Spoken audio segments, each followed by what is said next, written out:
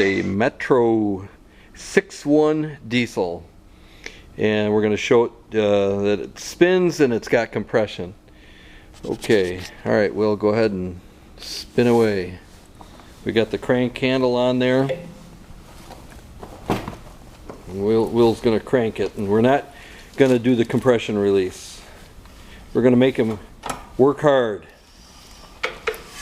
You can hear it. There you go.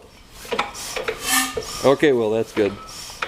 It's got the fuel tank, and it's got the filter, and all that original stuff is still there.